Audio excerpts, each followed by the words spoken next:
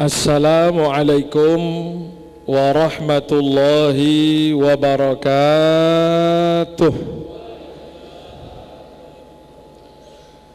Innal hamdalillah nahmaduhu wa nasta'inuhu wa nastaghfiruh wa na'udzu billahi min syururi anfusina wa min sayyiati a'malina.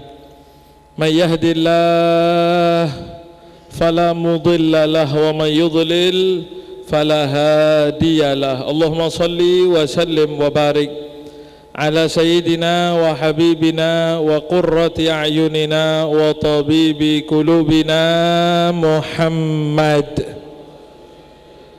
miftahi babi rahmatillah adada ma fi ilmillah. Salatan wa salaman daimaini mutalazimaini bidawami mulkillah wa ala alihi wa sahbihi wa mawalah wa la hawla wa la quwata illa billah. Rabbi shrah li sadri wa yassir li amri wahlul uqdatan min lisani yafqahu qawli. Allahumma la sahla illa ma ja'altahu sahla wa anta taj'alul hazna idza syi'ta sahla. Allahumma sahhil lana hifdzal ulum wa hab lana wasi'al fuhum bijahin nabiyil ma'sum wa alihi wa sahbihi ajma'in, amma ba'du. Para hadirin wal hadirat, para jamaah muslimin muslimat rahimakumullah, syukur kehadirat Allah subhanahu wa ta'ala. Pada malam hari ini kita dituntun oleh Allah subhanahu wa ta'ala, alhamdulillah, untuk bisa melangkah hadir ke tempat yang mulia, di dalam rangkaian acara yang mulia, dan di hari yang merupakan hari-hari termulia, yang mudah-mudahan menjadikan kita dimuliakan oleh Allah subhanahu wa ta'ala, diangkat derajat kita oleh Allah subhanahu wa ta'ala, diampuni dosa-dosa kita oleh Allah subhanahu wa ta'ala, dijaga iman Islam kita sampai akhir hayat kita. Mudah-mudahan bisa kita tutup dalam keadaan husnul, ya Allah biha, ya Allah biha, ya Allah bihusnil khatimah, ya Allah biha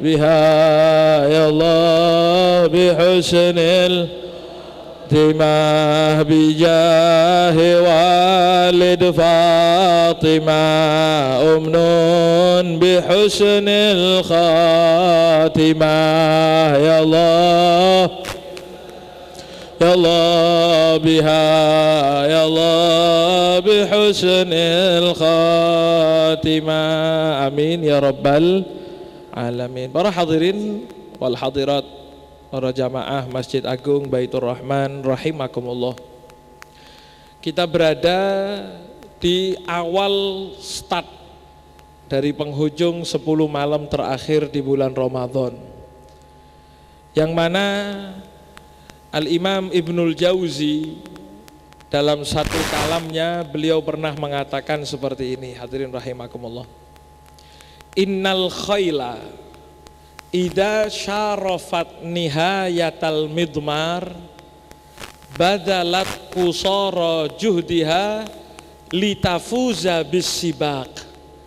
Beliau mengatakan kuda pacuan, kuda yang dipakai untuk balapan itu idza syarafat nihayatal midmar, kalau dia sudah hampir sampai di penghujung garis finish, kuda itu kalau sudah lihat garis finish, badalat qusara juhdiha, maka kuda tersebut akan mengerahkan seluruh kemampuan yang tersisa daripada dirinya. Kenapa? Litafuza bisibak, supaya dia bisa mampu untuk memenangkan pertandingan. Atau mungkin kalau bahasa sekarang kan kuda wis ndak pati payu, Pak nggih. Mungkin balapan apa? Moto GP Mandalika nggih. Kalau sudah hampir garis finish, itu pembalap-pembalap itu bukan semakin santai. Ayo kan nggih, saya kalau mau tanya, pembalap itu mau garis finish kan mau habis sudah nggih. Itu nambah nyantai apa tambah mempeng, Pak? Mempeng apa nyantai? Apa begini? Hampir finish, santai wis, mari ini finish. Itu ndak waras itu, Pak. Pembalap yang mau menyentuh garis finish kok ternyata tambah santai mentang-mentang mau finish, mau berakhir, itu pembalap yang ndak kepengin menang. Jelas kalahnya itu, walaupun dia di urutan nomor 1. Makanya kan disampaikan kalau lihat di video-video itu kan ada atlet-atlet yang sudah mendekati garis finish kesusu selebrasi, jadi nyantai. Ternyata terakhir disalipi. Kata Imam Ibnul Jauzi, kuda pacuan, kuda yang dipakai balapan pun seperti itu, tanpa ditarik oleh penunggang kudanya. Kuda itu begitu lihat garis finish dia secara otomatis akan langsung mempeng jalan. Litafuza bisibak, supaya semakin memenangkan pertandingan. Balapan dia akan memenangkan. Terus maksudnya apa, Beb? Kata Imam Ibnul Jauzi, fala takunil khailu aftona minka. Jangan sampai kuda itu lebih cerdas daripada kita sebagai manusia. Kuda itu lihat garis finish tambah mempeng. Lah kok banyak sebagian kita ini lihat garis finish tambah nyantai. Sudah hampir terakhir, teraweh wis mari wis. Wayahe blonjo. Makanya ya innalillah, di masjid-masjid itu semakin terakhir semakin maju, jadi mengalami kemajuan yang signifikan. Tapi ya kemajuan itu bukan dalam arti baik, kemajuan yang awalnya softnya penuh maju jadi 5 soft, tambah terakhir tambah sedikit, tambah maju sampai akhirnya seperti pertandingan sepak bola, semakin akhir semakin kari 2 dok, Pak. Jadi final itu kan selalu 2. Dan yang 2 ini yang hebat, yang juara mesti, Pak. Sehingga ketika ada orang yang bertahan sampai terakhir, itu adalah orang-orang yang nyampe garis finish dengan sukses, bahkan nyampe final sehingga akan dimenangkan oleh Allah Subhanahu wa taala. Sallallahu alaihi Muhammad.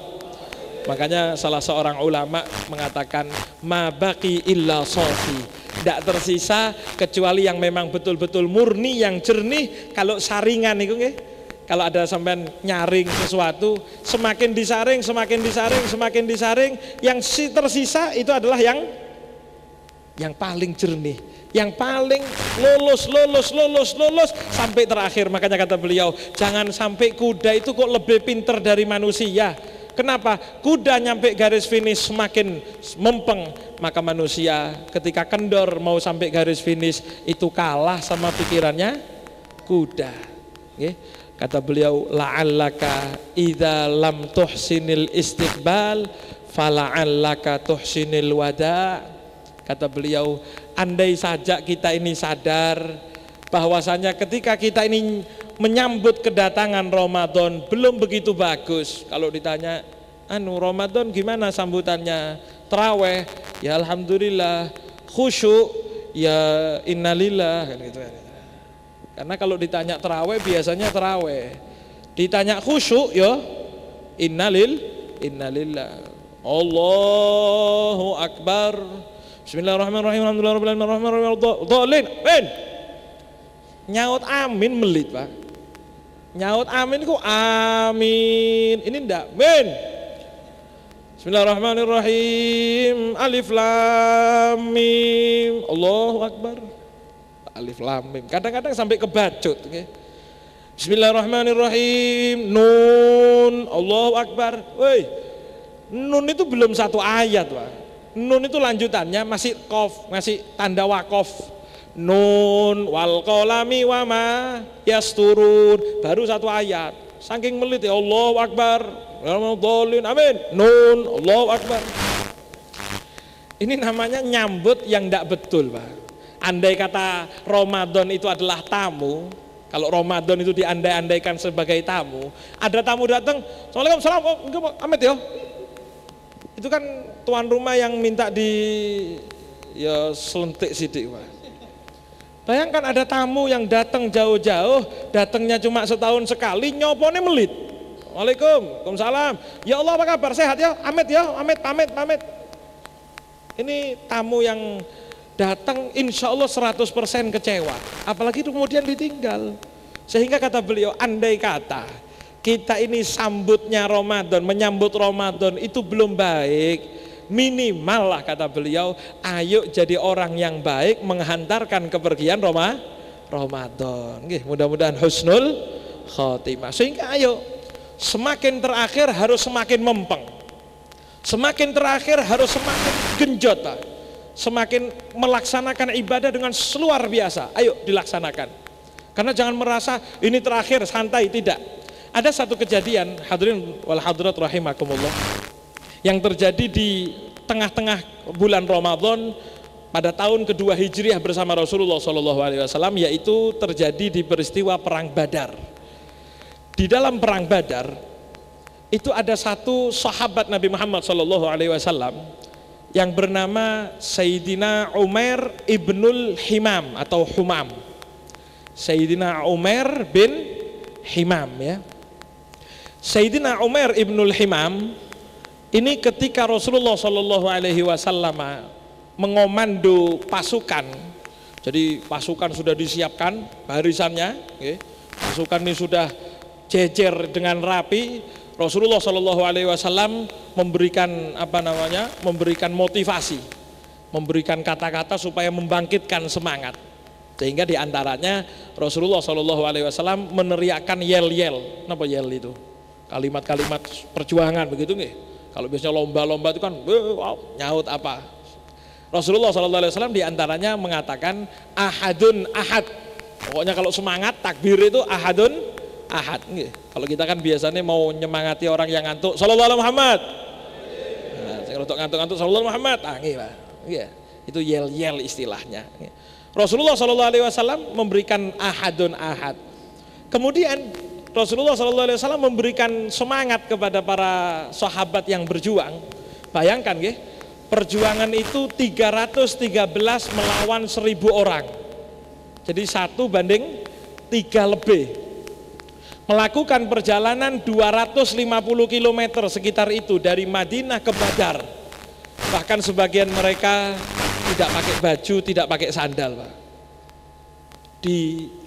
Ketika di medan tempur sudah disiapkan oleh Rasulullah SAW, Nabi Muhammad itu kemudian mengatakan di antara para sahabat sambil mengatakan begini, "Qumu ila jannatin arduhas samawati wal ard. Qumu ila jannatin arduhas samawati wal ard." Ayo bangkit menuju surga yang surga itu lebarnya selebar langit dan bumi. Bumi dan langit ini selebar apa?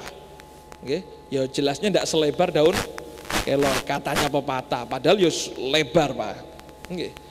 Bumi dan langit yang selebar ini kalau dijumlah itu kata Rasulullah SAW dalam ayat, Allah Subhanahu Wa Taala berfirman, arduhas samawati wal ard. Lebarnya jannah, lebarnya surga ini selebar langit dan bumi. Itu baru lebarnya, belum panjangnya. Sehingga tidak mungkin ada ceritanya surga itu kehabisan tempat. Gak melebu surga, entek tiketnya. Gak melebu surga dah, penuh. Tidak ada, Pak. Sehingga setiap orang, bahkan orang yang dari neraka dimentaskan oleh Allah Subhanahu Wa Taala akan masuk surga dengan istana yang luar biasa. Mudah-mudahan termasuk ahlil jannah, nggih. Sallallahu alaihi Muhammad. Rasulullah SAW mengatakan, jadi Rasulullah membangkitkan semangat. Qumu ila jannatin arduhas samawati wal ard. Ayo bangkit menuju surga yang di sana lebarnya surga adalah sebagaikan langit dan bumi.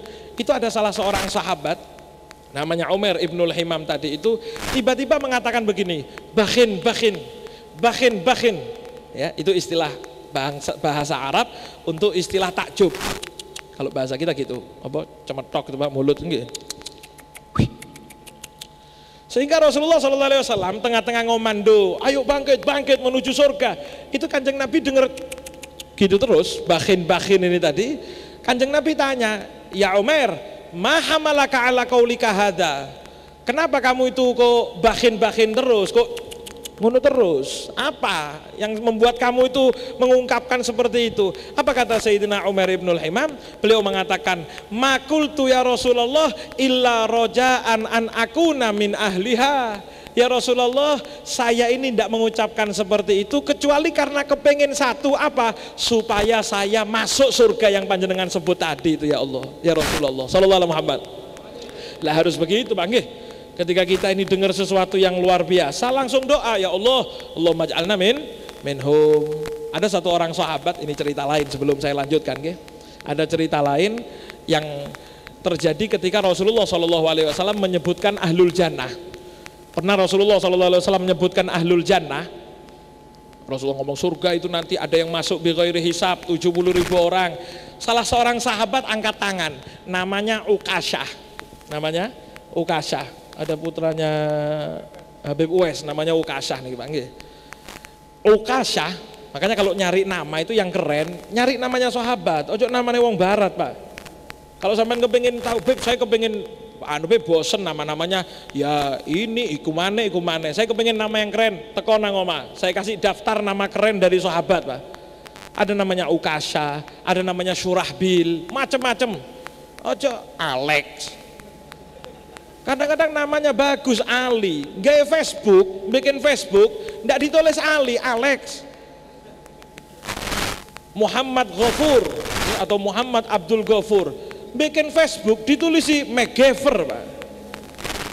Dan itu banyak. Ayo kalau mau cari nama yang keren, jangan nyari aneh-aneh, nyari yang diantara para sahabat. Sehingga ketika Kanjeng Nabi ngomong surga nanti ada orang yang masuk bi ghairi hisab, Ukasyah ini angkat tangan. Kanjeng Nabi, saya doakan tayo supaya masuk surga itu Kanjeng Nabi, yang tanpa hisab itu Kanjeng Nabi. Nggih, sallallahu alaihi Muhammad. Akhirnya kata Rasulullah sallallahu alaihi wasallam, anta min ahliha. Ya, enggak usah khawatir. Kamu penduduk surga yang masuk surga tanpa hisab. Nggih, masuk surga tanpa hisab. Akhirnya ada sahabat lagi yang ngacung, ya Rasulullah, saya juga mau Kanjeng Nabi. Kalau Ukasyah dapat doa masuk surga tanpa hisab, saya ya kepengen Kanjeng Nabi. Maka Nabi Muhammad menjawab, sabakoka Ukasyah, kasep wis disalib Ukasyah. Salah ya mau ndak nyaut, Ukasyah nyaut melok kabeh. Kepengen masuk surga, Pak. Sabakokum Ukasyah, kasep ndak, insyaallah ahli surga nggih. Ahli surga insya Allah. Tapi ketika ada kelakuan baik, ada sesuatu yang baik, itu sampai mikir cepet-cepetan sudah. Saya kepengen, Pak Ustadz, Pak Yai doakan saya Pak Yai. Sehingga ketika ngomong yang baik-baik itu kita dapat nyalip orang lain. Makanya ketika melakukan sesuatu itu cari ide Pak, supaya mendapatkan sesuatu yang lebih dari yang lain. Sallallahu alaihi Muhammad. Ada sahabat Sawad bin Ghaziyah namanya. Ini cerita di antara cerita. Enggak tak lanjut cerita nih Umar bin Himam tadi nggih. Ada cerita sahabat namanya Sawad bin Ghaziyah. Sawad bin Ghaziyah ini ketika perang Badar, ya, Rasulullah Shallallahu alaihi wasallam meluruskan barisan perang. Kanjeng Nabi ini bawa komando, tongkat, nggih. Tongkat komando. Kanjeng Nabi bilang, lurus, istawi. Lurus. Kalau kita ini kan sawu sufufakum. Nggih, sawu sufufakum. Kalau Kanjeng Nabi pakai tongkat, kalau Sayyidina Umar pakai pedang, Pak. Jadi lurus, seret garis. Miring sithik ilang driji, Pak. Sayyidina Umar. Kanjeng Nabi bawa tongkat komando bilang, lurus. Lah, ada salah seorang sahabat namanya Sawad bin Ghaziyah. Sawad bin Ghaziyah ini rupanya agak gemuk gitu, gendut sedikit gitu. Sehingga waktunya lurus, perutnya ini agak maju, jadi offset perut ini offset. Kanjeng Nabi ketika ngelihat Sawad bin Ghaziyah ini tidak lurus, maka Rasulullah SAW nyutik gitu, nyucuk di bahasa Indonesianya, soduk ya, osing apa? Ya itulah nggih. Apa? Ya wis padha lah. Rasulullah SAW ngomong ke Sayyidina Sawad sambil nyucuk gitu, istawi ya Sawad, lurus Sawad, mundur, offset gitu wetenge, mundur. Ya. Itu Sawad bin Ghaziyah tengah-tengah sudah siap mau perang diluruskan, ketika dicocok sama Kanjeng Nabi, beliau mengatakan, ya Rasulullah, auja'tani, panjenengan nyakiti saya, ini sakit ini. Kanjeng Nabi cocok ae. Kata Rasulullah SAW, ya sudah, kidni, ayo sudah, balas enggak apa-apa. Apa yang kamu mau balas? Ya balas Kanjeng Nabi. Bu, sahabat bilang, ati perang cucu-cucuan. Sudah mau perang kok sempet sampai nimbales sama Kanjeng Nabi. Masa Kanjeng Nabi sampai balas? Ya udah ngerti, pokoknya Kanjeng Nabi nyakiti saya, ya saya harus balas. Tapi Nabi Muhammad SAW yang luar biasa, Kanjeng Nabi akhirnya menyerahkan itu. Ya sudah, ini tongkat saya, balas. Akhirnya kata Sayyidina Sa'ad bin Ghaziyah, ya Rasulullah, ini saya sampean cucu ini tidak pakai baju Kanjeng Nabi, karena beliau perang tidak bawa baju, Pak. Jadi baju itu seadanya, entah suwek di jalan atau bagaimana, sehingga ketika perang mau mulai itu tidak pakai baju, yuk berangkat perang. Kita ini baju lengkap, wangi, banyak, tidak budal walaupun bukan perang, cuma hajat tidak budal, Pak. Betul? Tapi panjenengan tidak, karena berangkat, Pak. Kadang-kadang dengan niat baju luar biasa rapi, uang ada, makanan enak, songkok bagus, kopiah bagus, sarung ada, disuruh terawih, kesel.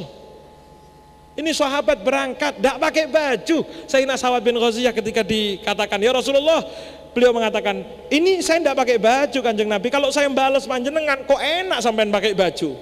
Wah, kata sahabat, Sa'ad, yang betul Sa'ad. Ini mau perang, bukan mau balas-balesan Sa'ad. Kata Sa'ad, tidak bisa Kanjeng Nabi. Kalau sampean mau adil, sampean buka bajunya. Akhirnya Kanjeng Nabi tidak ngomong banyak, Pak. Dibuka bajunya Rasulullah SAW. Ya begitu dibuka bajunya Rasulullah, begitu dibuka oleh Kanjeng Nabi bajunya, Sayyidina Sa'ad bin Ghaziyah langsung melepas tongkat tadi itu, dipeluk perutnya Kanjeng Nabi sambil nangis. Akhirnya Kanjeng Nabi tanya, wahai Sa'ad, apa yang kau mau Sa'ad? Ya Rasulullah, di hadapan mata saya Kanjeng Nabi sudah ada peperangan yang saya mikir mungkin saya akan gugur di medan tempur ini ya Rasulullah. Andai kata saya gugur Kanjeng Nabi, saya berharap hari terakhir saya, detik terakhir saya di dalam hidup, kulit saya berjumpa dengan kulitmu wahai Kanjeng Nabi sallallahu alaihi Muhammad. Sehingga kata Rasulullah, kalau panjenengan kepengen lihat ahli surga yang masih hidup di muka bumi, lihat Sa'ad, karena orang yang kulitnya berjumpa dengan kulit saya tidak akan disentuh oleh api neraka. Allahumma ja'alna minhum. Amin ya rabbal alamin. Hadirin rahimakumullah, itu pelajaran besar. Kenapa? Kalau kepengen dapat yang lebih, harus usaha yang lebih. Andai kata kita minta ini polos-polosan, Pak, sampean ketemu kiai terus ngomong, Pak Yai, bukaan tahu tenge.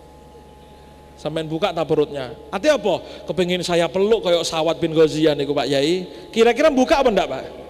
Ya enggak, makanya pakai taktik ibadah niku. Kalau kepengin ibadah itu dapat lebih dari yang lain, ya harus pakai taktik. Apa carilah istilahnya bagaimana sekiranya jenengan bisa dapat nadhrah yang lebih daripada yang lain. Ketika orang lain lupa, sampean ingat. Ketika orang lain tidak pakai siwak, sampean pakai siwak. Itu namanya mendapatkan sesuatu yang lebih dari orang lain. Sallallahu alaihi Muhammad. Saya lanjutkan cerita Sayyidina Umar bin Himam. Sayyidina Umar bin Himam ini ketika Kanjeng Nabi mengatakan jumu ila jannatin arduhas samawati wal ard, beliau mengatakan bakhin, katakan Rasulullah, kenapa bakhin ya Rasul, wahai Sa'ad, wahai Umar, Kanjeng Nabi saya kepingin jadi ahli surga. Kemudian Kanjeng Nabi mengatakan, anta min ahliha, jangan khawatir, kamu penduduk surga, jangan khawatir. Wah, girang Umar bin Himam itu, Pak. Saking girangnya, sampai tahu, ketika komando perang itu mengatakan maju serang, itu Umar bin Himam mengeluarkan kurma 3 biji dari selongsongnya. Jadi selongsong pedangnya itu dikeluarkan, ada 3 biji kurma yang beliau simpen, memang selama perjalanan tidak dimakan, walaupun di perjalanan itu kelaparan. Kenapa? Supaya ketika beliau mau perang ada tenaga walaupun cuma sedikit, karena perang itu bukan 1 menit 2 menit, kadang-kadang 1 hari, setengah hari, Pak, perang itu nggih. Sehingga kata Sayyidina Umar bin Himam, beliau kata sahabat mengeluarkan kurma 3 untuk dimakan. Dan kurma itu kurma kecil-kecil, Pak, kurma Madinah. Karena saya pernah cerita ini, kemudian ada satu orang nyaut, Beb, betul Beb, kalau 3 itu memang kenyang Beb. Saya itu pernah beli kurma, 1 kurma itu segini Beb. Pak, kata saya, itu bukan kurma, roti kok, Pak. Iya Beb, makan 1 itu sudah kenyang. Kalau Umar bin Himam itu makan 3 ya pantas kenyang Beb. Pak, itu kurma Amerika. Ini kurma Madinah, kurma ajwa kecil-kecil, hanya untuk sekedar mengganjal perut supaya ada tenaga. Maka kata sahabat, Umar bin Himam itu ngeluarkan kurma 3 untuk dimakan sambil mau lari maju. Ketika ngeluarkan kurma 3, Sayyidina Umar bin Himam lari, tiba-tiba mau ngemplok kurma, ini ngomong begini, innahala hayatun tawilah, innahala hayatun tawilah, innahala hayatun tawilah. Dilempar kurma itu maju Pak Perang. Apa artinya? Hidup ini terlalu lama kalau makan habis kurma 3 ini. Kesuwen kadung entek kurma 3. Kalau mau habiskan kurma 3 nih, terlalu lama saya ini. Dibuang kurma itu, maju, dan beliau menjadi orang yang pertama syahid di perang Badar, Pak. Sallallahu alaihi Muhammad. Padahal kalau kami tanya, Pak, kurma 3 ini berapa jam makannya? Kurma 3 berapa jam? Tidak sampai jam. Kalau kita ini baca asyhadu alla ilaha illallah astagfirullah ngenteni maghrib, begitu adzan maghrib Allahu akbar, itu kurma 5 sudah Pak. Iya. Itu belum 3 menit, bukan, jangan 1 menit, setengah menit itu kurma 3 sudah habis, hitungan detik lep. Ante. Tapi kata Sayyidina Umar ibnul Himam, kalau hidup untuk menghabiskan kurma 3 ini, saya lanjutkan kurma ini, terlalu lama, kesuwen. Lah itu loh orang iman, Pak. Itulah orang yang beriman kepada Allah Subhanahu wa taala. Ketika melihat ada sesuatu yang baik, ada sesuatu yang indah, ada janji dari Allah Subhanahu wa taala, pikirannya tidak seluruh urusan dunia. Saya tinggal ini karena hidup terlalu lama kalau urusan dunia. Makan kurma 3. Lah saya panjenengan kan nggak disuruh naruh kurma, Pak.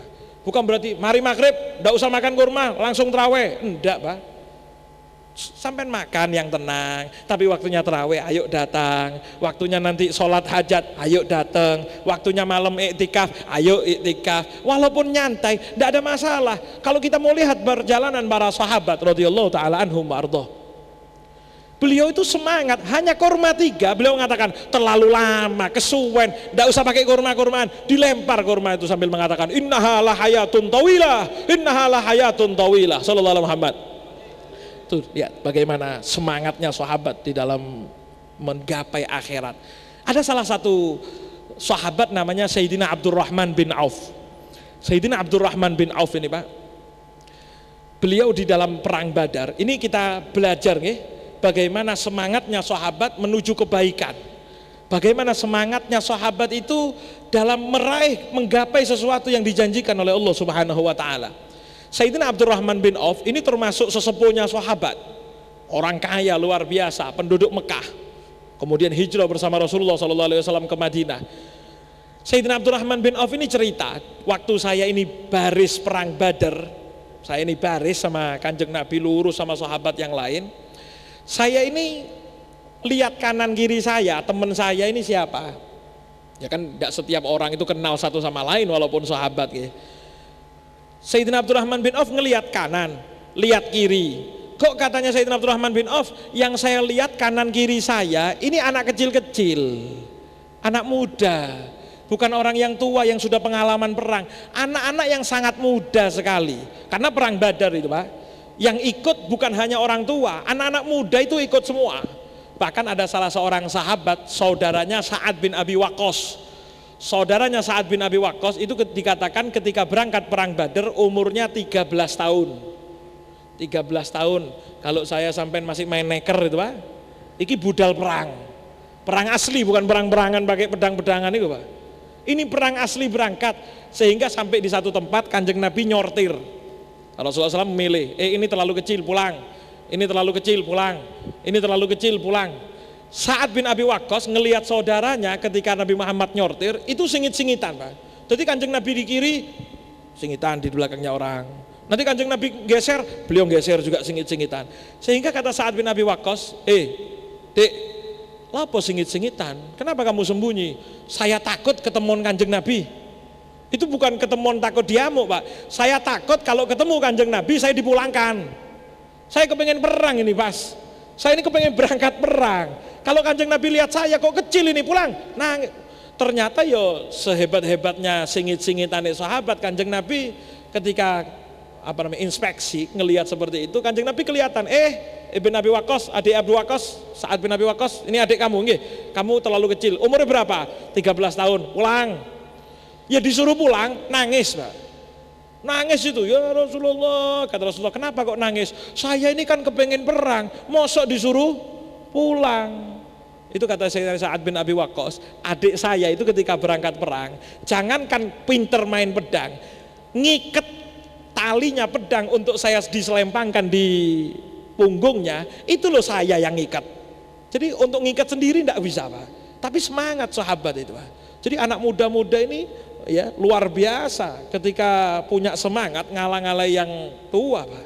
Makanya Rasulullah SAW bersabda yang dikatakan oleh Rasulullah SAW dari firman Allah, yaitu hadis qudsi, ayyuhasyab atariku syahwatahu min ajli anta indi ka ba'di malaikati. Wahai pemuda yang meninggalkan syahwatnya, meninggalkan keinginannya untuk Allah Subhanahu wa taala, kalian, kata Allah Subhanahu wa taala, di sisiku bagaikan malaikat-malaikat khususku.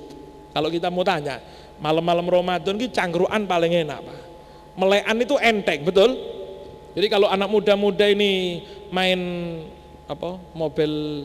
Mobile Legend itu enak sekarang. Tapi kok ditinggal Mobile Legendnya, masuk ke masjid demi iktikaf, ini orang hebat Pak. Tapi jangan sampai tinggal rumahnya, datang ke sini nang masjid malah Mobile Legend. Kan ada biasanya sih mocok-mocok itu Pak. Ayo mocok-mocok, masuk. Ada sampai masjid pamit iktikaf Bu, sampai masjid biar tidak diganggu. Kalau nang omah ibu itu mesti ngamuk-ngamuk, muring tok. Karuan nang masjid wis Mobile Legendan nang masjid. Nggih, jangan nggih, masuk iktikaf. Kata Allah Subhanahu wa taala, kalian yang ninggalkan syahwatnya anak muda karena Allah Subhanahu wa taala, itu kalian di sisiku bagaikan malaikat-malaikat khususku. Sallallahu alaihi Muhammad. Sayyidina Abdurrahman bin Auf beliau mengatakan, saya ini lihat kanan kiri kok anak muda. Ya, anak muda itu dua orang, namanya sama-sama Mu'ad. Ada yang mengatakan Mu'ad, ada yang mengatakan Mu'awwidh. Yang satu namanya Mu'ad bin Amr bin Jammuh, Mu'ad bin Amr bin Jammuh. Yang satu namanya Mu'ad bin Afra. Ya, dua sahabat. Kata Sayyidina Abdurrahman bin Auf, ketika ngelihat kok anak muda-muda, beliau bilang gini, ya Allah, kok anak muda-muda ini di samping saya, eman-eman. Coba anak orang yang lebih pengalaman perang ya, nom-nom. Tuh, eman. Ya belum selesai beliau ngeretak seperti itu. Kata Sayyidina Abdurrahman sendiri yang bin Auf yang cerita, beliau mengatakan, saya ini baru ngeretak, yang kanan nih godit, kanan saya nih godit, Pan, Paman, Pak D, Pak, Le, Pan, ya Ami, Pak, kenapa? Sita, yang namanya Abu Jahal itu yang mana? Jadi perang nggak tahu yang Abu Jahal yang mana, karena mereka orang Madinah, orang Ansor. Abu Jahal orang Mekah, Sayyidina Abdurrahman bin Auf orang Mekah, dulunya muhajirin, pindah dari Mekah. Sehingga ditanya, Pak, yang Abu Jahal yang mana? Ya, katanya Sayyidina Abdurrahman bin Auf, Sita, cilik-cilik takon Abu Jahal. Abu Jahal ini orang hebat Pak, urusan kafirnya, orang top. Pernah Sayyidina sampai Abu Jahal ini pernah ngampleng sahabat Abdullah bin Mas'ud. Dikampleng, saking besarnya tangannya Abu Jahal, saking kuatnya Abu Jahal, ngampleng Sayyidina Abdullah bin Mas'ud, itu langsung suwek kupingnya, sobek kupingnya, pleng suwek. Itu berarti tangan jempol kabeh, pleng suwek. Saya sampean kalau ngampleng orang kan tidak sampai seperti itu, paling yo abang, mari ngono siap-siap dikampleng balik. Ini Abu Jahal itu ngampleng Sayyidina Abdullah bin Mas'ud suwek. Lah kata Sayyidina Abdurrahman bin Auf, nak, Mas, kamu tuh tanya Abu Jahal kenapa? Apa urusanmu sama Abu Jahal?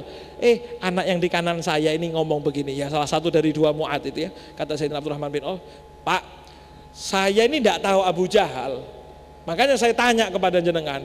Cuma yang saya tahu, Abu Jahal ini ceritanya Kanjeng Nabi di Madinah yang paling musuh sama Kanjeng Nabi itu Abu Jahal katanya. Yang paling lama sama Kanjeng Nabi itu Abu Jahal namanya.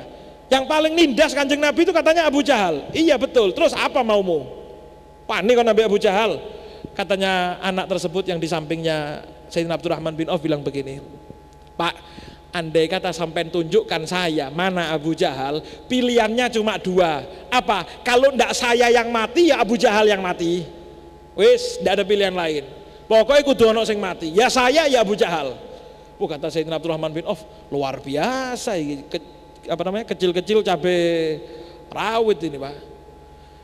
Belum selesai yang kanan, yang kiri nggodet, kata Sayyidina Abdurrahman bin Auf. Pak, apa mana? Abu Jahal sing di. Iki mana takut Abu Jahal? Kenapa tanya Abu Jahal? Saya dengar Kanjeng Nabi itu paling tersiksa dulu di Mekah gara-gara Abu Jahal ini. Abu Jahal ini ngelamak terus sama Kanjeng Nabi, selalu mendustakan Kanjeng Nabi. Kalau Kanjeng Nabi ngomong disakiti, kalau Kanjeng Nabi begini disiksa. Kanjeng Nabi ini nyiksa sahabat, Kanjeng Nabi ini nyiksa Rasulullah. Saya tidak terima hati saya dengar Kanjeng Nabi itu disiksa oleh Abu Jahal. Saya tidak terima. Nah terus kamu mau apa? Katanya Sayyidina Abdurrahman bin Auf ketika tanya, kamu mau apa? Anak ini Mu'ad yang kedua ini mengatakan, Pak, andai kata ketemu yang namanya Abu Jahal, saya tidak mau hidup lagi kecuali membunuh Abu Jahal. Mati-mati pokoknya Abu Jahal. Tidak ngurus. Wih, kata Sayyidina Abdurrahman bin Auf, ini top-top, ini pantes nang ngarep ini, Pak. Pantes di depan. Kalau yang muda tapi seperti ini, tidak kalah sama orang tua. Jelas lebih hebat, kata beliau. Ya. Singkat cerita, kata Sayyidina Abdurrahman bin Auf, ketika pasukan ini maju, ya begitu maju, siap maju begitu, apa namanya, ya maju, Abdurrahman bin Auf ini ngelihat sekelebat Abu Jahal. Jadi kelihatan Abu Jahal, karena orang dulu itu kalau pembesar-pembesarnya, dedengkot-dedengkotnya, itu kalau sudah perang biasanya punya tanda khusus. Kalau sudah perang punya tanda khusus, Pak. Kayak Sayyidina Hamzah. Sayyidina Hamzah ini kalau sudah perang, itu pakai ada satu bulu yang ditaruh di sini, bulunya apa namanya, yang panjang apa, bulu burung merak gitu ya. Itu bulunya burung merak itu beliau pasang di baju perangnya, sehingga kalau sudah orang kelihatan dari jauh kelihatan, boh itu yang namanya siapa? Sayyidina Hamzah, itu hati-hati. Ya. Ada lagi sahabat yang biasanya pakai apa namanya, isobatul maut katanya orang kafir Quraisy. Itu kalau Abu siapa biasanya dipakai sama teroris itu Pak namanya. Itu sahabat itu kalau sudah mau perang, begitu mengeluarkan ikat warna merah, kalau sampai lihat film itu Rambo gitu, tapi kan ngarang itu nggih. Itu kalau sudah mengeluarkan ikat kepala warna merah, itu orang-orang musuhnya mesti ngomong isobatul maut, itu ikat kematian wis, hati-hati ojo dihadapi wis, sudah siap-siap mati itu sudah orangnya, ya. Jadi Sayyidina Abdurrahman bin Auf ketika mau perang ngelihat mana Abu Jahal, biasanya punya tanda khusus sudah. Begitu maju Abu Jahal kok kelihatan? Ya begitu kelihatan Sayyidina Abdurrahman bin Auf ngomong, itu Abu Jahal. Itu anak dua, belum dijelaskan Abu Jahal yang pakai baju ini lebih detail. Kata Sayyidina Abdurrahman bin Auf, saya ini cuma ngomong itu, ya nodeng, dua orang ini mencolot Pak, sudah. Nggak pakai nunduh, saya ngendi Pak? Wih kari gede ya. Nggak ngomong begitu Pak. Ya begitu saya nodeng, itu dua ini loncat langsung, mencolot dua orang ini, dan saya lihat ternyata Abu Jahal roboh gara-gara dua orang ini Pak. Jadi Abu Jahal musuhnya Rasulullah SAW, yang sampai dikatakan oleh Rasulullah SAW, Fir'aun ummati asyaddu min Fir'aun Musa. Fir'aunnya umat saya itu Abu Jahal lebih parah dari Fir'aunnya Nabi Musa.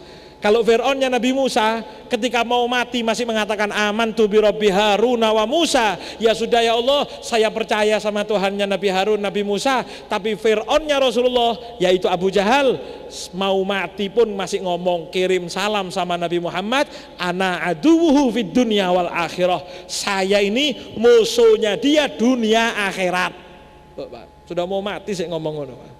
Makanya kata Rasulullah itu Fir'aun umat saya. Ternyata Abu Jahal dengan segala kehebatannya dalam tanda kutip kalah dengan dua orang anak muda. Kenapa? Saking semangatnya menuju Allah Subhanahu wa taala. Maka hadirin rahimakumullah, ya, dua cerita daripada Sayyidina Umar ibnul Himam dan dari dua orang sahabat yang bernama Mu'ad bin Amr bin Jammuh dan Mu'ad bin Afra. Ayo mudah-mudahan jadi bisa menjadi motivasi Pak nggih. Jadi bagaimana ketika kita ini menghadapi malam-malam terakhir bulan Ramadan, masih ada 10 hari ke depan ini, ada 10 hari ke depan. Ayo mencolot sebagaimana mencolotnya dua anak muda tadi itu. Ayo semangat sebagai semangatnya Sayyidina Umar ibnul Himam. Jangan sampai ketika kita sudah meninggal, ketika kita sudah wafat, baru nyesel. Rabbirji'un, ya Allah coba kembalikan ke dunia ya Allah. Dulu ada iktikaf di Masjid Baitur Rahman ya Allah. Dulu ada tarawih, kok saya ndak ikut ya Allah. Saya ndak mau. Jangan sampai Bang nggih. Rasulullah Shallallahu Alaihi Wasallam selesai perang Badar. Ketika Rasulullah Shallallahu Alaihi Wasallam selesai perang Badar, Kanjeng Nabi berdiri di salah satu bukit di tempatnya perang Badar tersebut ya. Rasulullah Shallallahu Alaihi Wasallam ketika berdiri itu menghadapi tergeletaknya mayat-mayatnya orang dedengkot kafir Quraisy, yang mana sebelum hari H perang Kanjeng Nabi sudah ngomong kepada sahabat ketika geladi bersih ngatur strategi. Kanjeng Nabi ngatur sahabat yang panah di sini, yang pedang di sini, yang bagian ini di sini. Itu Kanjeng Nabi ngomong. Setiap tempat ditodeng sama Kanjeng Nabi. Ini tempat gelempangnya Abu Jahal. Ini tempat matinya Syaibah bin Rabi'ah. Ini tempat matinya Utbah bin Rabi'ah. Ini tempat matinya Uqbah bin Abi Mu'aid. Ini tempat matinya fulan. Ini tempat matinya fulan. Kata sahabat, kata Sayyidina Anas bin Malik dan banyak sahabat, beliau mengatakan semua yang ditodeng Kanjeng Nabi itu semuanya mati di tempat itu, tidak bergeser walaupun cuma 1 meter.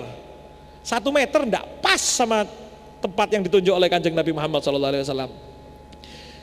Selesai perang, mayat banyak bergeletakan, belum dibersihkan tempat itu. Nabi Muhammad SAW berdiri di hadapan mayatnya, kan juga jenazah. Kalau jenazah ini orang yang baik biasanya mayat. Di hadapan mayatnya orang-orang kafir Quraisy itu Rasulullah SAW beliau mengatakan, Ya Syaibah bin Rabi'ah, Ya Aba Jahal, Ya Utbah bin Rabi'ah. Rasulullah manggil satu-satu, Pak. Hei Abu Jahal, hei Syaibah bin Rabi'ah, hei fulan, hei fulan, hei fulan, hal wajadtum ma wa'ada rabbukum haqqo? Bagaimana? Sudahkah kalian dapati janjinya Allah itu betul? Kalian pasti kalah? Kalian sudah tidak mau nurut, tidak mau beriman, tidak mau ngikut Rasulullah SAW? Gimana sekarang? Sudah tunjukkan? Sudah ditunjukkan langsung oleh Allah? Itu ketika Rasulullah SAW ngomong seperti itu, kan berarti Kanjeng Nabi ngajak ngomong orang mati. Itu Sayyidina Umar di belakangnya Nabi Muhammad tanya, Ya Rasulullah, hal tukhatib aqwaman qad jayyafu? Kanjeng Nabi, panjenengan ini ngajak omong orang yang sudah mati, Kanjeng Nabi. Kan itu sudah mati semua. Itu kan mereka sudah tidak bisa dengar lagi, Kanjeng Nabi. Apa jawaban Kanjeng Nabi? Walladzi nafsi biyadih innahum la asma' lima aqulu lahum. Demi zat yang jiwaku berada di tangannya, demi Allah, mereka itu telinganya betul-betul tajam mendengar semua ucapanku. Jangan kalian pikir orang mati itu tidak dengar. Kanjeng Nabi beliau mengatakan, semua yang saya omongkan itu mereka dengar dan penyesalan mereka itu sekarang. Naudzubillah min dalik. Maka ayo hadirin rahimakumullah, jangan sampai kita ini nanti ketika wafat ditalkini buru nyesel, ya Allah, coba ndisik hari-hari terakhir ndak saya pakai belanja tok yo. Coba hari terakhir ini ndak saya pakai mainan tok. Minimal hari terakhir itu pakai saya iktikaf, walaupun cuma pengajian sebentar kemudian saya tidur. Minimal saya baca Quran semakin semangat. Minimal ketika saya sholat taraweh semakin semangat. Minimal kalau saya biasanya sholat tidak pakai napa niki? Siwak. Ini siwak mahal, Pak. Harganya 200.000, percaya sampean? Enggak sampai 200.000, harganya 10.000 tok, tapi nilainya yang mahal. Kata Rasulullah, 2 rakaat menggunakan siwak lebih hebat daripada 70 rakaat tanpa siwak. Kalau sampean ini sholat taraweh, mungkin yang 20 hari kemarin, 21 hari sama yang tadi, itu mungkin belum pakai siwak. Sama orang yang pakai siwak, itu 2 rakaat jenengan dihitung 2 rakaat, tapi 2 rakaat orang yang pakai siwak hitungannya hitung 70. Lah kalau 10 kali salam taraweh berapa rakaat? Berarti 700. Kalau 10 kali salam belum tambah witirnya, berarti taraweh 1 malam barokah 10.000. Ini bisa jadi hitungan 700. Lah kalau saya panjenengan disuruh sholat taraweh 700 rakaat, masuk kuat? Apa mungkin mulai besok malam Masjid Baitur Rahman 700 rakaat siap, tapi saya tidak jadi imam, jelas Pak. Repot, panggil. Ayo 2 rakaat pakai siwak jadi 70 rakaat tanpa siwak. Bagaimana ketika tarawih? Ayo barangkali yang kemarin belum pakai siwak, pulang dari sini besok pagi sampai beli siwak. Kalau yang ada yang mau bagi-bagi, ya alhamdulillah, pakai siwak menjadi malam-malam terakhir yang menjadi malam yang husnul khatimah. Yang kurang-kurang ayo disemangati sebagaimana semangatnya Sayyidina Umar ibnul Himam, sebagaimana sahabatnya Rasulullah. Jangan sampai menjadi penyesalan sebagaimana penyesalannya orang-orang kafir Quraisy yang tidak nerima Kanjeng Nabi Muhammad sallallahu alaihi wasallam. Karena Rasulullah sallallahu alaihi wasallam dalam sebuah hadis beliau mengatakan, roghima anfu rajulin, sungguh celaka orang-orang yang dakhala alaihi Ramadan thumman salakha faqi qabla an yughfaralah. Masuk Ramadan sampai keluar Ramadan, lo kok dosanya masih ada, berarti tidak perhatian sama Ramadan. Mudah-mudahan jadi orang yang perhatian sama Ramadan, nggih. Mudah-mudahan amal kita diterima oleh Allah. Ayo 10 malam terakhir ini kita semangat, kita jos lagi, kita kuatkan ibadah kita. Mudah-mudahan jadi orang-orang yang muflihun, orang-orang yang beruntung di hadapan Allah Subhanahu wa taala. Amin amin ya rabbal alamin. Allahumma hdina bihudak waj'alna mimman yusari'u fi ridhak wa la tuwallina waliyan siwak wa la taj'alna mimman khalafa amraka wa asak. Hasbunallahu wa ni'mal wakil wa la haula wa la quwata illa billahil aliyil azim. Sallallahu alaihi wasallam Muhammadin wa ala alihi wa sahbihi wasallam walhamdulillahi rabbil alamin. Terakhir pesan nggih, Rasulullah SAW pernah ditanya oleh Sayyidatuna Aisyah, ya Rasulullah, kalau saya ngalami Lailatul Qadar, apa yang harus saya baca? Kalau saya ini ngalami Ramadan, kemudian saya ibadah, terus ke sepak-tepak Lailatul Qadar, saya ini harus membaca apa? Rasulullah mengatakan, kuli Allahumma innaka afuwun tuhibbul afwa fa'fu anni, atau fa'fu anna, monggo nggih. Maka di 10 malam terakhir ini ayo banyak-banyak baca Allahumma innaka afuwun tuhibbul afwa fa'fu anna, sebanyak-banyaknya, bukan harus 3 kali. Dan beriktikaf karena Rasulullah bersabda, siapa yang iktikaf di 10 malam terakhir kahajjataini wa umratain, pahalanya sebagaimana orang 2 kali haji 2 kali umrah. Mudah-mudahan angsal sedaya nggih. Amin ya rabbal alamin. Wa sallallahu ala sayyidina Muhammadin wa ala alihi wa sahbihi wasallam. Walhamdulillahi rabbil alamin. Wassalamualaikum warahmatullahi wabarakatuh.